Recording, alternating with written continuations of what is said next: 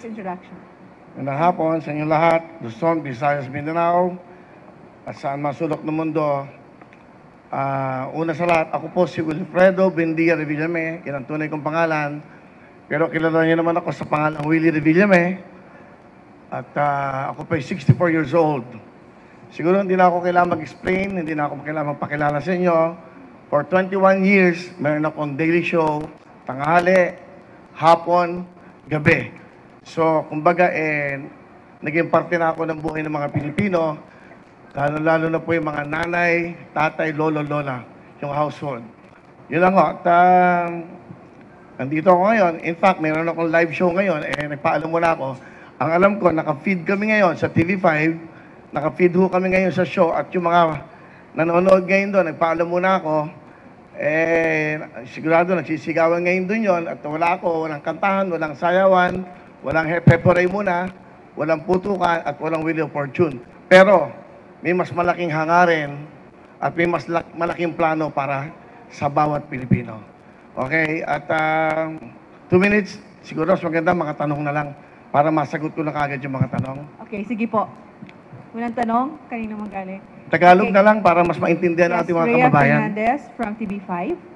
Pahiram po ng mikropono. Go, Rhea. Hi, sir. Good afternoon. Rhea Fernandez, TV5. Hi, Over Rhea. here, sir. Willie na lang, huwag lang, sir. Sir Willie, you mentioned you have a show sa amin, TV5 Will to Win, no? So the next question is, what happens to your show if you are vying for a Senate seat? Anong mangyayari po dun sa Will to Win? Sa pagkakaalam ko, sa rules ng COMELEC, until February 10, pwede pa ako mag-live show. So I still have 5 months na makakapag-live ng 5 to 6:30 sa TV5, sa Facebook na meron kaming followers na 17,300,000 at 8 million sa YouTube. So pwede pa ho ako magtrabaho, pero pagdating na February 11, mag-stop na, and that will start the campaign. So you know, and then, pag nanalo, pagpalarin, at pag pinagalob ng Diyos na ako yung makapaglingkod ng tapat at walang halong pag-iisip ng masama sa aking mga kasama, ako pa'y babalik, like the Senator Tito Soto, na may Itbulaga pa din. Yun lang. Okay, go ahead. Sir, one additional question po. Ano pong nag-udyok sa inyo para finally tumakbo na po sa pagkasenador? Because going back to your previous statements, hindi nyo po nakikitang tatakbo kayo sa sabak sa politika eh. Yung mga nakikita ko, away. Awayan ang awayan. Mga edukado, ang tingin nila sa mga artista masyadong mababa. Kami may magagandang puso para sa ating mga kabayan. Ano ba ang purpose ng isang senador? Hindi ako abogado, hindi ako nakatapos, pero ang purpose dapat ng bawat senador, bawat nagpa-public servant, bawat namumuno sa anumang local government, mabuting puso ang meron ka. Ang dapat mong inisip lagi mga kababayan mo. Marami ng batas na ginawa, marami ng mga presidenteng dumaan, marami ng senador na dumaan, pero yung buhay natin mga kababayang mahirap, nababago ba? I think, yun ang pinaka-importante. Malaking problema natin. Yung mga batang nangangarap na mag-aral, pag wala ng pera, hindi na natutupad ang pangarap. Yung mga nanay at lola natin na may mga sakit. Alam mo, for 21 years na ako'y nasa daily show, laging ang bulong sa akin ng nanay, lola, lahat. Yung bili ng gamot, Willie. Yung asawa ko may sakit, Willie, pang-matrikula ng anak. Puro lahat ng iyan ang nadidinig ko for 21 years sa mga ating mga kababayan. For 21 years, yung mga magbubulong sa akin ng ganyan, hindi naman ho na bago ang buhay eh. Sa mga marami na nagsilbi sa ating bayan. Wala akong sinasabing iba. Ibig ko lang sabihin, dapat hindi lang batas tungkol sa batas ng mga kung saan batas. Batas ng mga mahihirap ang kailangan natin. Paano magbibigyan ng magandang buhay ang ating mga kababayang mahihirap? Na walang pambili ng libro, walang sapatos, walang pangmatrikula. Yan, yung mga lola at lola na nanay natin na walang pambiling gamot. Yan, lagi yan ang reklamo ng ating kababayan. Dapat sa Senado, may batas para sa ating mga kababayan. Saka ako, parang nalulungkot ako pag nakakakita ako ng mga nag-aaway, ego, pagalingan, hindi naman ho ganun ang pagsilbi sa bayan. Dapat busilak ang puso mo sa iyong mga kababayan. Lalong-lalo na mahirap. Kung makikipag-away ako sa Senado, makikipag-away ako para sa mahirap. Okay, thank you po. Okay, Mr. Gerard Nabar, Pamalaya. Sir, good afternoon, sir. Sir, 2 questions lang, sir. Sir, you've been on top of the surveys or if not, pasok po sa winner circle. Ano po yung assessment po natin sa chances po natin? Especially you're running as an independent. Well, hindi ako pwede mag-decision yan. I cannot assess dahil yung publiko yan, yung mga tao, mararamdaman mo nun. Saka, I also have my decision. Kung talagang hindi ako pumapasok sa top 12 o ano, and I will withdraw. Simple lang naman. Ibig sabihin, baka hindi ako gusto ng tao for this privilege na maging senador.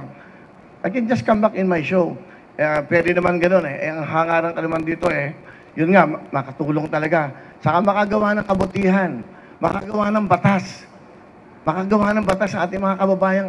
Kung nadidinig nyo lang araw-araw ang bulong sa akin ng bawat mahihirap, dudugo ang puso mo. Wala kang pambili ng pagkain eh. Wala nga, tapos makikita mo sa Senado, sa Congress, puro awayan ng awayan.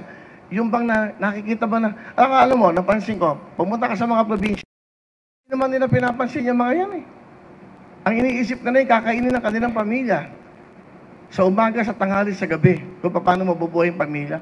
Hindi naman nila papansin lahat yan.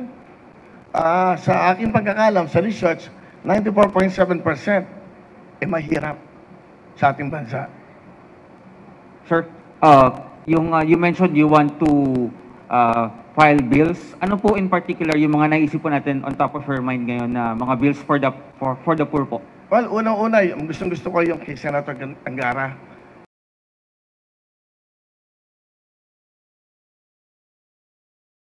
Every year, tumataas ang mga gastusin natin sa lahat ng bagay, lalo-lalo sa gamot. Ako, ang pwede kong kung papalarin, pagkakalooban ng Diyos na manalo ako, maupo ko sa Senado, ang una kong i-adjust ko yung 30% sa mga seniors PWDs. Mahirap, maging mahirap, napakahirap, parang kang bibili ng gamot. Paano tumatagal ang buhay ng mahirap? Walang pambiling gamot. I think yan ang isang bill. And then, sa mga bata, dalawang bagay lang eh. Ang kinabukasan natin bataan eh. Dapat yung mga eskwela wala nang bayad. Libre-libro. Di ba? Yun ang mga sa local government, sa nakikita ko, sa batas na ginagawa nila. Kung talaga magsisilbisyo tayo sa bansa, sa bayan, unahin natin ang mamamayan eh. Hindi ang bayan. Kasi ang nagpapatakbo ng bayan, yung ating mga mamamayan. Dapat malusog yan. Dapat maayos ang pag-iisip. Dapat healthy. Dapat magandang pinagbukasan. Dapat nakakapag-aral. Dapat marunong sa buhay. Para hindi lagi dumidepende sa gobyerno. One last quick question. 1 minute and 45. Asan yung microphone? Sharian. Sir, magandang ABS-CBN. hapon. Opo, Sharian Torres, ABS-CBN. Sir, ano yung mga personal na paghahanda po ninyo na ginagawa ngayon? Kasi andun nga yung malaking possibility na isa sa mga araw na to, pala rin kayo na maging senador. At syempre, alam naman po natin na maliban sa busilak na puso, mapupunta talaga kayo at mapupunta sa matindihang debate, lalo na kung ipaglalaban nyo yung mga panukalang batas po ninyo. So, paano po kayo naghahanda sa mga ganito? Well, hindi ako makikipagdebate. Hindi ako makikipag-away. Makikiusap ako at hindi ako haharap sa TV na nakikipag-away sa kanila. Pakiusapan namin to, ano ba dapat natin gawin para matulungan natin ito mga to? Ano bang batas na pwedeng gawin para naman guminawa ang buhay natin mga kababayang may hirap? So I think yun ang pinaka-importante. Hindi mo kailangang ipakita sa TV na magbabangayan kami, pagalingan ng English, pagalingan ng sinasabi. No, I don't think that's the right thing to do na maging public servant. Lahat mapag-uusapan eh. Lahat pwede mong pakiusapan. My colleagues, pwede ba natin gawin to? May mga lugar tayo naghihirap. Napapansin ko sa bagyo, tuwing may bagyo, lagi may problema, tanggal ang bubong. Yung pupuntahan nila na dapat doon sila ma-accommodate, hindi rin sila, binabaha din yun. Anong dapat na paraan? Isa yan sa mga nakikita ko. Kasi during the time na maraming may bagyo, pinupuntahan ko din yan na hindi naman ako public servant. Dahil gusto ko lang makatulong sa ating mga kababayan. Time's up? Yes po. Parang ako lang pinakamabilis Ay, Hindi naman. Okay? okay lang po. Okay na? Thank you, sir. Okay, but Salamat anyway, po. maraming salamat. Chairman, maraming salamat kasi tinanong ko si Chairman yung mga rules. So, pwede pa ako mag-show hanggang February 10. That's the last day. Maraming salamat at mabuhay. Sana ang pag-asensyo ng bayan, pagmamahalan. Maraming sir. Sir, photo op. po.